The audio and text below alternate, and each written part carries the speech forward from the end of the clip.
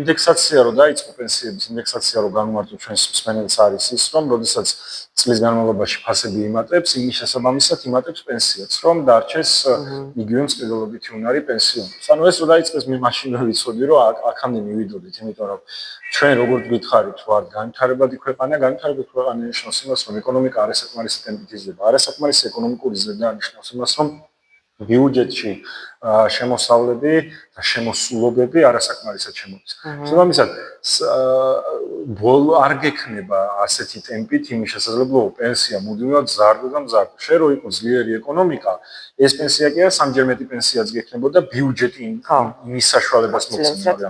იმდანაც რამდენიც ანუ მივდივართ ამოსავალი წერტილი რა არის. ამოსავალი წერტილი არის ისევ დაბალი ეკონომიკური ზრდა, ნაკლები გადასახადი შედის ბიუჯეტში და შესაბამისად ბიუჯეტი ფიზიკურად ვერ გაძლევს იმას, რომ ასე ვთქვათ, პენსიები მუდმივად ზარდოს და ზარდოს. მაგრამ ბიუჯეტიც უნდა ქონდეს რაღაც პრიორიტეტები განსაზღვრული. კი, უბრალოდ რაღაც მომენტში იჭედები, გინდა არ გინდა, იქ რო შემოსავლები, ხარჯები, ყველაფერი დააჯამა, მაინც გაიჭედები რაღაც მომენტში.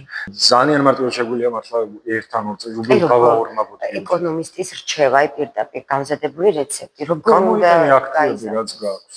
გაქვს სიმდიდრე, ამდენი სიმდიდრე გაქვს, სასარგებლო წიაღისეული გაქვს. ტყის რესურსი გაქვს, მინერალური წყლები გაქვს, უამრავი ბუნებრივი რესურსი გაქვს, რომელიც გაჩერებულია. არაფერს არ აკეთებს. გაქვს უამრავი შენობა ნაგებობები. აქეთ მაგალითად რაც თბილისთან ბათუმამდე წახვიდე და იქ გაიარო რეგიონები, ყველგან აი ძალიან კარგ ლოკაციებზე თან არის ჩამონგრეული შენობები, სადაც რა ვიცი, საქონელი ბეტონზე ამოსულ ბალახჭრას. არის სხვა ტიპის რესურსები, სასოფლო-სამეურნეო მიწები, რომ ამოთ რა სასოფლო-სამეურნეობა და სინამდვილეში მარტო თბილისში გვაქვს და აჭარა ბათუმში და ჩაგნარსმეა ეს მიწები. ხო, ან თბილისში და ბათუმში გვაქვს ისეთ სიტუაცია შედარებით მცხეთაშიც, როცა უფრო მეტი კერძოა ვიდრე სახელმწიფო, მაგრამ ცოტა ისეთ რეგიონებში რო წავიდეთ, გურია ავიღოთ სამეგრელოზე მსვანეთი, სასოფლო-სამეურნეო მიწების უფრო დიდი წილი სახელმწიფოს აქვს ვიდრე კერძო სექტორს და ამდენი რესურსი რო გაქვს მიეცი ადამიანებს და გამდიდრდებიან ისინი ისწავლიან არ არის პრობლემა. აი მე რო არაფერი ამ მქონდეს ახლა და ვიღაცამ ბინა მომცეს ვაკეში მე უკვე მდიდარი ვარ რეალურად, იმიტომ რომ მე ვფლობ რაღაცა, ვიღებდა $300,000 აქტივს.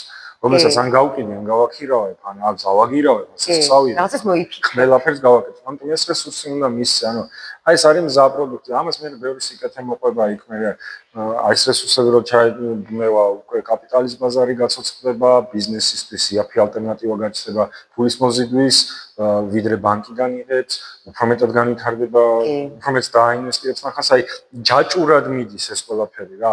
უბრალოდ აქ როგორც ყოველთვის რაღაც უკუღმა გვესმის ყველაფერი და ყურის არ არისო და ესე რო აკეთებ იგივე გამოდის რა, რომ აი ეკონომიკა უნდა გავწოდო რა გავაკეთებ.